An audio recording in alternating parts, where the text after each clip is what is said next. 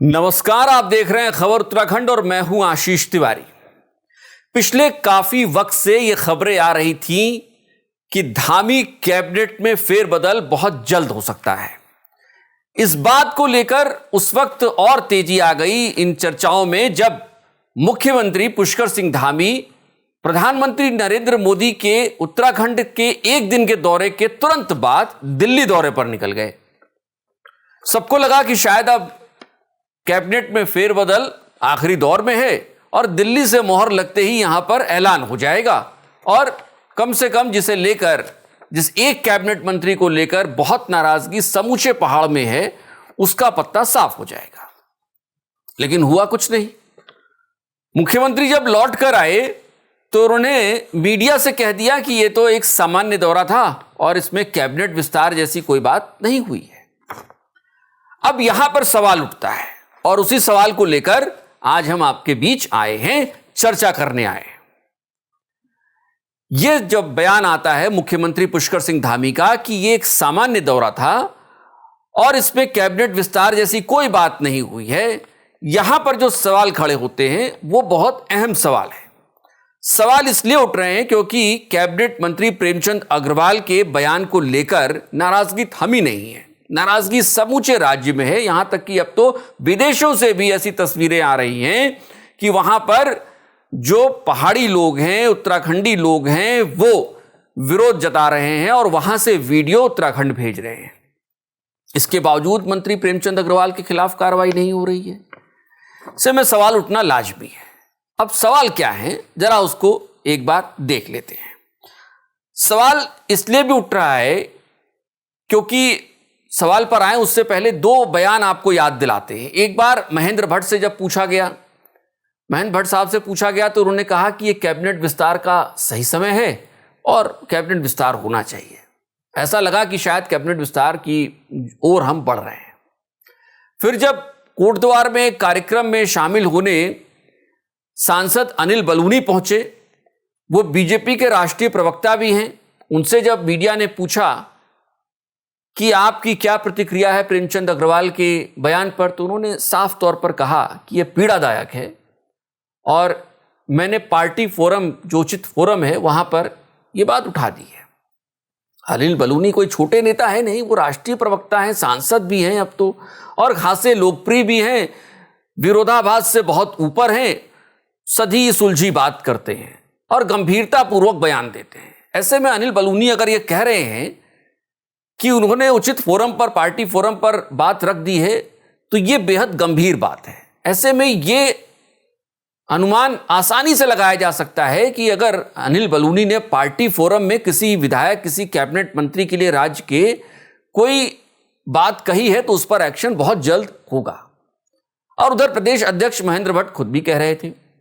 लेकिन इन दोनों के बयानों के बाद मुख्यमंत्री का जो बयान आता है वो ये आता है कि भाई ये सामान्य दौरा था और इसमें कुछ नया नहीं है, कैबिनेट विस्तार जैसी कोई बात नहीं है। तो आज हम सवाल पूछ रहे हैं कि कैबिनेट विस्तार क्यों नहीं हो रहा है, क्या पेच फंस रहा है, कहां मामला फंस गया है। सवाल एक ये है कि क्या आपको ऐसा तो नहीं है कि कोई सही विधायक या अच्छा विधायक नहीं मिल रहा है। बीजेपी के पास 47 का आंकड़ा है, क्या इनमें से आप 2-2.5 साल से 3 साल से आपने कैबिनेट में ऑलरेडी कुर्सियां खाली रख रखी हैं और जब कैबिनेट विस्तार की बात आ रही है तो आपको कोई चेहरा मिल नहीं रहा है क्या, या आपके हिसाब से नहीं मिल रहा है? ये एक सवाल हो सकता है। दूसरा सवाल ये हो सकता है कि क्या मुख्यमंत्री पुष्कर सिंह धामी को यह लगता है कि अभी कैबिनेट विस्तार का सही समय आया नहीं है। 3 साल तो हालांकि हो गए, आधा टर्म पूरा हो गया है सरकार का, और 3 साल के बाद यह माना जा रहा था कि शायद अब कैबिनेट की जो रिक्त कुर्सियां हैं वो भर दी जाएंगी।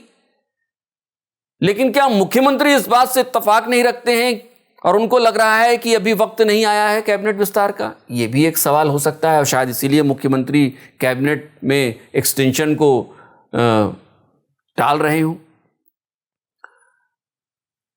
कैंडिडेट सही मिल रहा है नहीं मिल रहा है इसकी बात हमने पहले कर ली। सवाल एक और भी है, यह थोड़ा ट्रिकी सा सवाल है, थोड़ा गंभीर सवाल है, लेकिन इस पूरे कैबिनेट विस्तार की खबरों को आप राजनीतिक पहलू से देखेंगे तो कैबिनेट विस्तार के समय कोई भी सरकार जब होती है तो वो राजनीतिक परिवेश को भी अध्ययन करती है।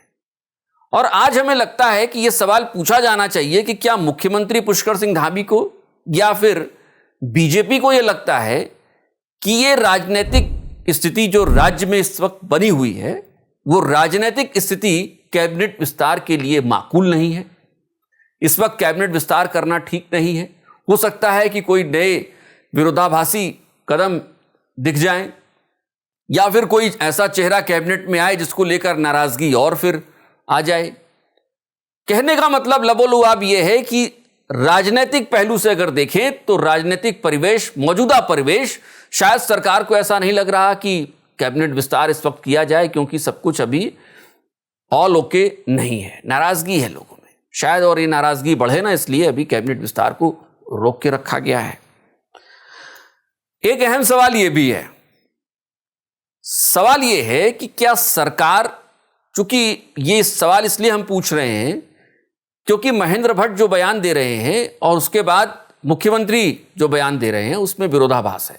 तो सवाल यहां पर यह उठता है कि कहीं ऐसा तो नहीं है कि सरकार और संगठन के बीच में कैबिनेट विस्तार को लेकर सामंजस्य बन ही नहीं पा रहा है। सरकार जिसको चाहते हैं कि कैबिनेट में आए, संगठन नहीं चाहता कि वो कैबिनेट में जाए। सरकार जो चाहते हैं कि ये कैबिनेट से जाए, संगठन नहीं चाहता है कि ये सरकार से जाए। ऐसे में सरकार और संगठन के बीच सामंजस्य की क्या कमी है? और यही वजह है कि कैबिनेट विस्तार फिलहाल धीरे धीरे धीरे धीरे करके टाला जा रहा है कि जितने दिन हो सके उतने दिन टाल दो, कोई बवाल ना हो, कोई हंगामा ना हो, चुपचाप निपट जाए मामला। कहीं ये कोशिश तो नहीं हो रही है। अब इन सवालों के बाद एक सवाल और है, वो सवाल इन सारे सवालों को खत्म करता है। और हो भी सकता है कि ऐसा हो। कैबिनेट विस्तार की तारीख तय है, कैबिनेट विस्तार तय है, कौन कौन आएगा ये तय है, लेकिन मुख्यमंत्री चाहते हैं कि इसको फिलहाल लीक आउट न किया जाए। और यही वजह है कि मुख्यमंत्री इस पूरे दौरे को सामान्य बता रहे हैं।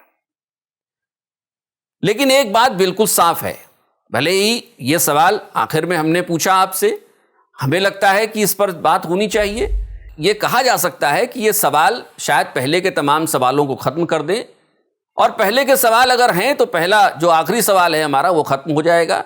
लेकिन इन सब के बीच एक बात बिल्कुल साफ है कि कैबिनेट विस्तार को लेकर सुगबुगाहट जरूर है। पार्टी और सरकार में जरूर इसे लेकर चर्चा हुई है, और कैबिनेट में फेरबदल होगा या नहीं होगा यह सरकार का विशेषाधिकार है। लेकिन पेच अगर फंसा हुआ है तो सवाल यह है कि आखिर वो पेच कहां फंसा है और कौन फंसा रहा है।